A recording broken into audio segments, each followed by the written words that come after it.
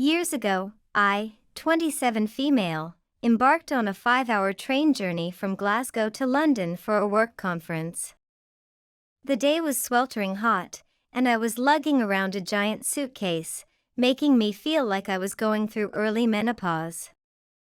However, I had the foresight to pre-book a lovely window seat in an air-conditioned carriage with a convenient table for my snacks and a socket nearby for my laptop to enjoy some Netflix.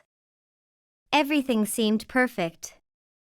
But as soon as I boarded the train, I realized it was already packed, and I had to navigate through the crowded aisles. After double-checking my ticket, I noticed a man occupying my reserved seat. I'm a straightforward Scot, so I politely approached the gentleman and inquired, "Are you wanting the window seat?" He looked up with a puzzled expression and replied, "Oh, did you book this seat?" There was literally a reservation symbol next to the seat number, so it was clear that he'd overlooked it. I responded, "Yeah, that's my seat," to which he admitted, "My seat is just over there." I booked a window seat, but, as you can see, there's no window. Indeed, his seat had no window or the ample table in the middle. But I was no train staff, just a sweaty traveler seeking the comfort of my pre-booked spot for the lengthy journey. Understanding his preference for a window seat, I decided to be accommodating. "Yeah, I see that," I said. He stated, "I really like to see out the window on a journey, so I chose this seat instead." Pausing for a moment, I decided to avoid making a fuss. I was content with my alternative entertainment for the journey and had no desire to watch the landscape outside. I replied, "Okay, no problem. I'll just sit here." He simply said, "Okay," without any pleasantries or expressions of gratitude. At this point, I was just eager to take my seat, so I didn't mind his demeanor. I settled into the adjacent seat, noticing that his bag occupied the table. When I attempted to set up my laptop, it hung off the edge due to his inconsideration. I shrugged it off, determined to make it work. About an hour and a half into the journey, I let out a couple of sneezes. The man's reaction was one of utter disgust, glaring at me with disdain. I couldn't ignore the hostile look he was giving me, and I decided to engage in a bit of small talk to alleviate the tension. "That'll probably happen a lot. I have allergies in full force today," I commented, trying to ease the situation. He retorted, "Okay, as long as it's not a cold, you can sit there." "It's not a cold," I replied. He emphasized, "Yes, and as long as it isn't, you can sit there." "I'd rather not get sick." His audacity was astounding. He was occupying my pre-booked seat and acting as if he was allowing me to sit next to him. I was beginning to feel irritated. Shortly thereafter, the train's announcement informed passengers that the air conditioning had malfunctioned, and they would need to turn it off for the remainder of the journey. Fortunately, I had already cooled down, so it didn't bother me much. However, I noticed a few passengers behind me getting up and moving their belongings as the leaky air conditioning started to drip onto their stuff. Just as that happened, I realized the water was coming directly toward us, but the man hadn't noticed yet. I turned to him and suggested, "If you want to sit here, I'll go sit at your seat, 26B, right?" The man's response was surprising. "Oh, yeah, that's it. If you're sure?" Now he was asking me if I was sure I wanted him to sit in my seat, while I would take his. I nodded and smiled, then moved to his seat, which was a cozy two-seater with a pull-out table, sockets, and a small portion of a window. I didn't mind it at all. I was simply enjoying being away from that man. 20 minutes into munching on my snacks and enjoying the drama in my show, I heard some commotion going on behind me. When I turned around, the man was desperately wiping down the table that should have been mine. He was also complaining to other passengers and even had to rush to the bathroom to grab toilet paper to protect his book from the relentless leak. Each time the train stopped, the motion caused a mini waterfall onto his table. With the train now fully occupied, he couldn't change seats. The seat next to me was also taken. It was an absolutely delightful scene. Upon our arrival in London, I stepped off the train, having enjoyed a comfortable and dry journey with my snacks, some episodes of Below Deck, and zero sweat. On the other hand, the man disembarked looking like an angry, drenched rat. In late 2006, I mustered the courage to file for divorce from my abusive ex. The relationship had taken a dark and painful turn, characterized by relentless verbal, emotional, and even physical abuse.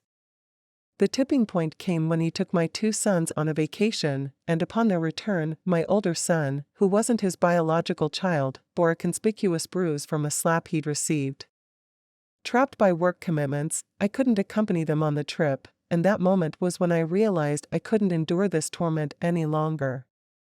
However, my youngest son, who was indeed his child, was at the heart of a protracted and financially draining custody battle that ensued. My ex was a wretched, vengeful man, and he would stop at nothing to bully me throughout the trial. From spreading vicious lies to deploying private investigators to shadow my every move, his actions became increasingly ruthless. Opposing me in the courtroom was his equally aggressive lawyer, Mrs. Z, who proved to be just as vindictive.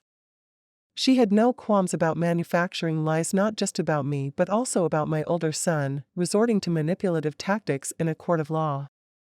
I was dumbfounded to witness an officer of the court stooping to such deceitful levels.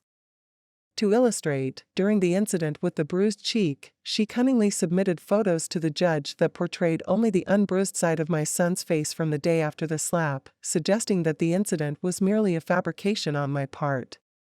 Fortunately, I had concrete evidence to refute these fabrications, and I ultimately emerged victorious, securing primary custody. It was during the 1.5-year period of separation leading up to the divorce that I met a remarkable man named Mark, who would later become my husband. We shared a deep connection, and our love for one another flourished despite the turmoil surrounding my divorce. When the divorce was finally concluded in January 2008, Mark and I made plans to celebrate our love with a simple courthouse wedding in April of the same year. Given that it wasn't the first marriage for either of us, we decided on a low-key event, inviting only our parents and a select few close friends to share in our joy. On our wedding day, we arrived at the courthouse, excited about the ceremony that would officially unite us as a married couple. As we entered the courtroom, we found it filled with approximately 20 other couples who were all ready to exchange their vows. We were informed that we would all stand together and have a collective ceremony. It was a lively atmosphere, with each couple eagerly waiting for their turn. As we waited, the judge made her entrance from the far side of the room, obstructed from my view. She addressed the room, saying, "Well, it seems we have a couple here today that I know personally, so I'll let them wait until after the others have said their vows." My curiosity was piqued, and I looked up to see the judge approaching the bench. To my astonishment, it was none other than my ex's lawyer, Mrs. Z, who was moonlighting as a magistrate judge, a fact I had been completely unaware of. When she noticed Mark and me, her expression shifted from professional to that of distaste, as though she had just detected an unpleasant odor. The irony of the situation was so palpable that we couldn't help but burst into laughter. We stifled our laughter as the other couples took their turns exchanging vows. The judge concluded their ceremonies, and it was our turn. As she made her way over to us, she shot me a disdainful look and declared, "I'd be more than happy to arrange for another judge to perform your ceremony, given the apparent conflict of interest." It was abundantly clear that she wanted nothing to do with our joyous occasion. Amused by the situation, I chuckled and replied, "Oh, no way. This is just too good. We're sticking with you." she begrudgingly proceeded to recite the marriage rites, doing so in a flat, irritated tone. Mark and I exchanged our vows, and we sealed our commitment with a kiss, beaming with happiness. Once the ceremony was over, we even asked her if she would be willing to take pictures with us to commemorate the occasion. However, she declined, citing a potential conflict of interest, given that she was technically still on retainer with my ex. As Mark and I headed home, laughter and love filled our hearts. We couldn't resist sending my ex a message, thanking him for his lawyer's involvement in our unexpectedly delightful ceremony. To our surprise, the next day he promptly fired Mrs. Z, realizing that her role in our marriage hadn't done him any favors in the custody case. It was a fitting twist of fate that added a touch of sweet satisfaction to our new chapter. During my middle school years in the early 2010s, before smartphones became ubiquitous, I had a unique experience with a simple slide phone. This phone came with a pay-as-you-go plan that cost me 10 cents for each minute of talk time and every text message, whether sent or received. What's more, sending or receiving photos set me back a hefty 25 cents each. As you can imagine, this was quite expensive, especially considering that my parents only allotted me $100 annually for phone-related expenses. If I exceeded this budget, I had to dip into my limited birthday and Christmas funds to cover the extra costs. Luckily, my friends were considerate and devised clever ways to help me keep my phone balance in check, like making quick calls and switching to landlines, or communicating through email and Skype. Everything was sailing smoothly until Derek joined our group in 7th grade. Initially, he seemed like a funny addition, but it wasn't long before his unpalatable behavior started to irk us. He sowed discord within the friend group and created issues with other kids outside it. Derek was manipulative, often playing the victim card when confronted about his actions. What made things more complicated was his uncanny ability to charm parents. Getting rid of him turned out to be an ordeal. He was the one friend who showed no regard for my phone situation. He relentlessly sent me text messages filled with memes, despite my repeated pleas for him to use email or Skype since picture messages cost 25 cents each. Blocking numbers wasn't an option on my pay-as-you-go plan, so I felt helpless as he bombarded my phone. Then, one fateful day, he decided to flood my phone with memes when he was upset with me for reasons known only to him. He sent me a barrage of over 100 lolcats over text, which drained my phone balance completely, costing me the remaining $40. I was furious and demanded that he reimburse me for what he had essentially stolen, but he callously refused, claiming it wasn't his problem. I returned home from school that day, seething with anger, and recounted the situation to my dad, hoping he'd take action and demand that Derek's parents compensate me. But my father advised me that this battle wasn't worth the effort, even when I suggested taking the matter to small claims court. He believed that not every fight was worth fighting, and $40 wasn't worth the trouble. Instead, he took me to the carrier's store, loaded $50 onto my phone, changed my phone number, and, after some insistence, had Derek's number blocked. I was left with a lingering fear of my new number being leaked and harassed by other kids. Fortunately, that summer, my parents got iPhones with unlimited text plans, which alleviated my phone woes. However, the bitterness over the $40 Derek had maliciously taken remained. A few years later, I found myself back in my hometown between graduating college and starting a new job on the other side of the country. One Saturday morning, I stumbled upon a garage sale at Derek's house. His mother looked vaguely familiar, but I donned glasses and a beard, which helped me go incognito. I spotted some Pokemon napkins on display and inquired about other Pokemon items.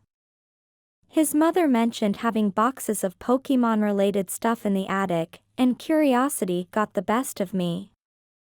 She invited me inside, a place I never thought I'd set foot in again, and I climbed up the attic ladder to explore. While the first box contained Christmas ornaments and assorted knickknacks, I couldn't contain my excitement when she opened a box filled to the brim with Pokemon video games, all in their original boxes and in remarkable condition. My visit was motivated by the hope that this precise scenario might unfold. You see, Derek had been obsessed with Pokemon, and his collection was the stuff of legends.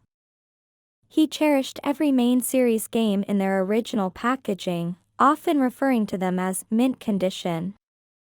I remembered a time when he displayed his collection and forbade anyone from touching the games, except for him. His mother had accidentally damaged or discarded some of his items, believing they held no value. In the present moment, as I asked her about more Pokemon stuff, she unearthed the motherlode. We opened every box I had brought down from the attic. The collection included those cherished Pokemon games, in pristine condition, numerous Nintendo consoles, hundreds of games, 24 binders filled with Pokemon cards, and a box of Lego sets, all complete with original boxes and pieces. When I laid eyes on Jango Fett, I knew I had struck gold. I told her I was also a fan of vintage Legos and inquired about the price for the 5 boxes of games, cards, and Lego sets. She contemplated for a moment and said $100 per box or $400 for all 5. Without hesitation, I agreed to purchase the entire lot and hurriedly withdrew the necessary funds from an ATM. Loading the boxes into my dad's truck, I sped back home, knowing that this discovery could potentially be worth tens of thousands of dollars, and I finally felt vindicated for the $40 Derek had taken from me years ago.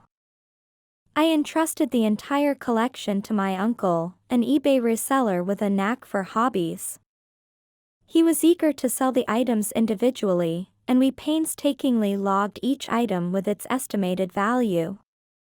The grand total came to roughly $40,000, a figure that carried poignant symbolism, as it was a 1,000-fold return on the value of what Derek had taken from me. Most of the collection sold before the summer's end, and my uncle handed me a check, albeit for a sum significantly less than $40,000. Regardless, it was a life-changing amount for me. I used the funds to pay off my remaining student loans and contribute towards the down payment on a new car.